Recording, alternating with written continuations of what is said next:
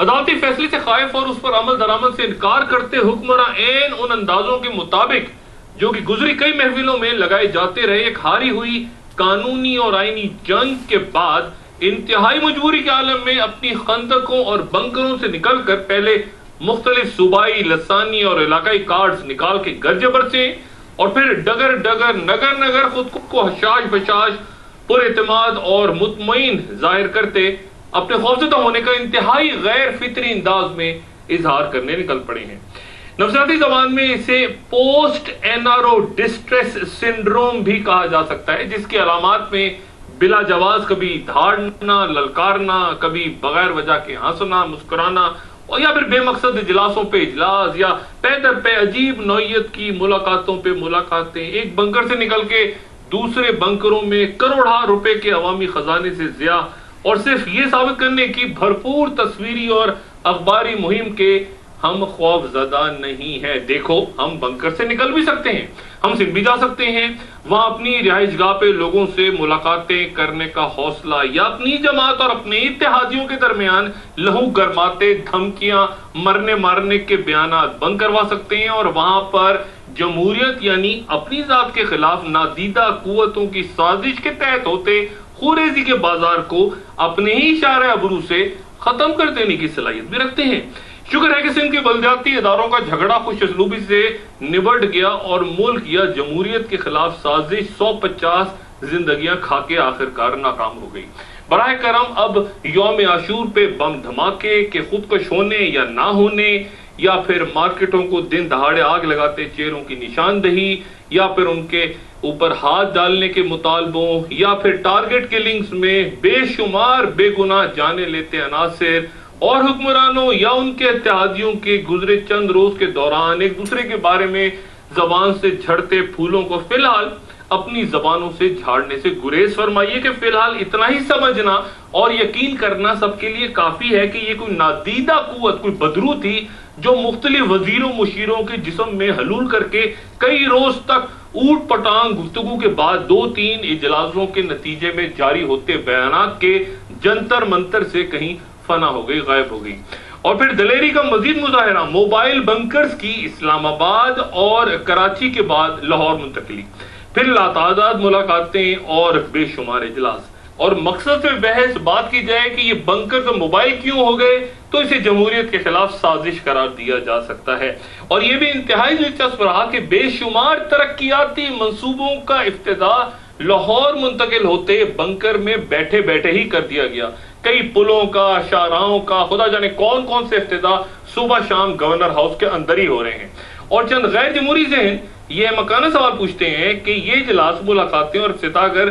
Mobile بنکر میں بیٹھ کے ہی ہونے تھے تو پھر اسلام آباد والے بنکر سے کروا دیے جاتے، اس کے لیے کروڑوں روپیہ خرچ کر کے بنکرز کی منتقلی کیوں لازم قرار پائی؟ اور پھر ملاقاتیں بھی انہی اکابرین اور زعماء سے جن سے آپ ویسے ہی اسلام آباد والے بنکر میں بھی ہر روز ملا کرتے تھے، ان سے یہاں موبائل بنکر میں ملنے کی کیا ضرورت تھی؟ اور اس میں ظاہر جمہوری سوچ رکھتے ذہن یہ جواب دیتے ہیں کہ پہلے بنکر سے نہیں نکلتے تھے تو تانے، اب 2 سال کے بعد خدا خدا کر کے باہر نکلے بنکر سے تو آپ کو دلیری اور بے خوفی کی تعریف کے بجائے یہ بھی برا لگ رہا ہے۔ میرا تعلق چونکہ دوسرے مکتب فکر سے ہے، اس لیے میں اس بے مثال قائدانہ صلاحیت کا گرویدہ ہو کے پنجاب اور مرکز میں پیپلز پارٹی اور مسلم نواز کے درمیان پے در پے تابڑ توڑ حملوں کے بعد میاں صاحبان کے ترکی اور چین سے واپسی کا منتظر ہوں۔ شہباز شریف شاید ترکی سے لندن کی طرف نکل رہے ہیں غالباً، اور میاں نواز شریف خدا جانے چین سے کہاں جائیں گے۔ باہر صورت جنہیں کبھی نہ کبھی تو واپس لوٹنا ہی ہے کہ بہرحال محترمہ فردوس عاشق ایوان صاحبہ کے بقول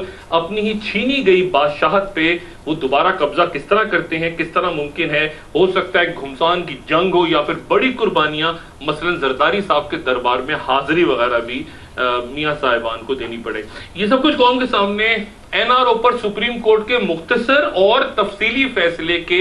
درمیان ہو رہا ہے، نظر رکھیے، جس کے خلاف آج حکومت نظر ثانی کی اپیل اس درخواست کے ساتھ کر رہی ہے کہ براہ کرم سوئس عدالتوں کو دوبارہ مقدمات کھولنے کے لیے اپنے احکامات واپس لے لیں۔ وہی $60 ملین کا قصہ کہ وہ وہاں کے صرف ایک اکاؤنٹ میں کہاں سے آئے، کس کے ہیں، یہ دنیا کو نہ بیان کیا جائے اور وہ 12 ڈبے بند رکھے جائیں جنہیں چرانے کی کوشش پکڑی گئی تھی اور جن کے کھلنے کی دنیا منتظر ہے۔ 12 ڈبے۔ سپریم کورٹ سوئس مقدمات کھولنے کا حکم اپنے مختصر فیصلے میں دے چکی ہے اور بین الاقوامی ماہرین قانون حکومت پاکستان کے صرف ایک حکم نامے کے منتظر ہیں، جس کے بعد عوام کی یہ لوٹی ہوئی دولت کم سے کم $60 ملین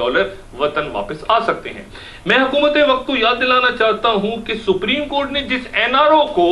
عوام اور پارلیمنٹ کی مکمل حمایت، آئین اور قانون کے تمام تقاضے پورا کرنے کے بعد اور خود حکومت کی طرف سے اس کا دفاع نہ کرنے کے فیصلے کے بعد ختم کیا ہے، اور اس NRO آرڈیننس کے جسے ختم کر دیا گیا، اس کے آرٹیکل 7 میں ان مقدمات کے خاتمے کا جنرل مشرف نے حکم صادر کیا تھا جو کہ ملک کی کسی عدالت بشمول ہائی کورٹ یا سپریم کورٹ یا ملک کے اندر اور باہر on a reference by the National Accountability Bureau inside اور outside پاکستان، یہ الفاظ واضح کرتے ہیں کہ اگر NRO ہی ختم ہو گیا تو پھر حکومت سپریم کورٹ کے حکم کے مطابق نہ صرف ملک کے اندر بلکہ غیر ملکی عدالتوں میں بھی مقدمات دوبارہ شروع کرنے کی پابند ہے۔ مختصر عدالتی فیصلے پہ نیو یارک ٹائمز کی تحریر تھی کہ محترم جج صاحبان یہ جاننا چاہتے ہیں کہ $60 ملین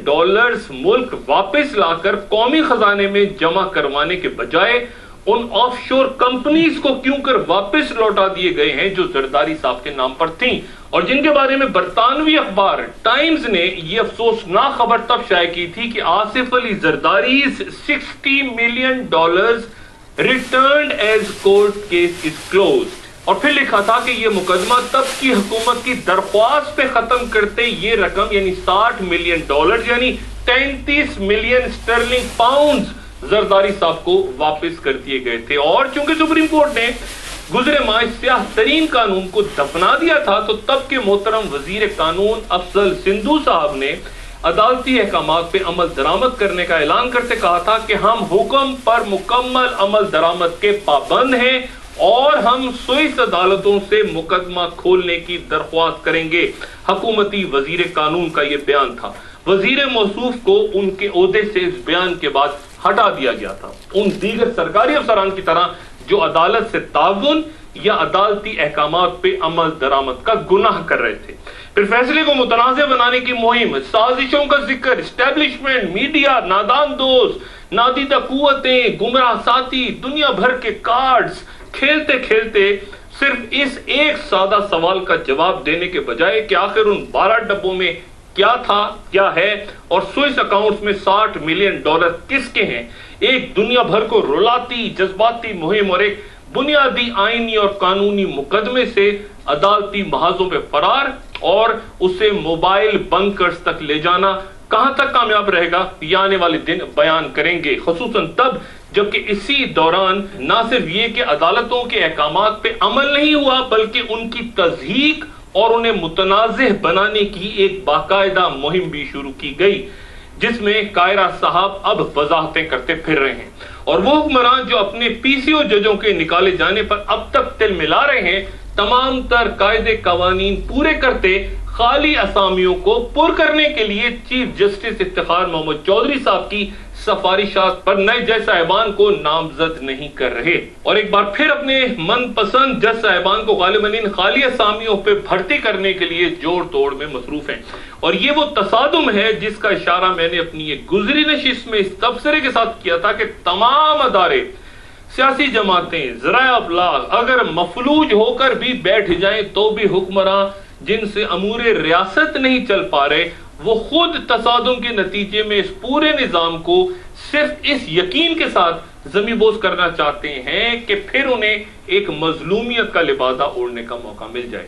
فوج ہمارے خلاف تھی، نادیدہ قوتیں، اسٹیبلشمنٹ، امریکہ، سیاسی اداکار، میڈیا کا ایک سیکشن، کوئی نہ کوئی کردار ایسا تخلیق کر دیا جائے جس پہ تمام تر گناہوں، کرپشن اور بدعمالیوں کا ملبہ ڈالا جا سکے۔ یہ بات میں گزرے دنوں بار بار کرتا رہا، لیکن اب تفصیلی فیصلہ آنے سے پہلے یہ تصادم اور کشیدگی غالباً ایک حتمی شکل اگلے چند روز میں لینے جا رہی ہے۔ نشست کے اگلے حصے میں زرداری صاحب کے دورہ پنجاب اور وہاں جملے کے محترمہ بے نظیر بھٹو صاحبہ کے انکل انہیں چھوڑ گئے، اور لیکن بلاول زرداری کے انکل انہیں نہیں چھوڑیں گے. میں محترمہ کے ایک انکل اور سابق گورنر پنجاب غلام مصطفیٰ خلج صاحب سے ان کی رائے جانوں گا. لیکن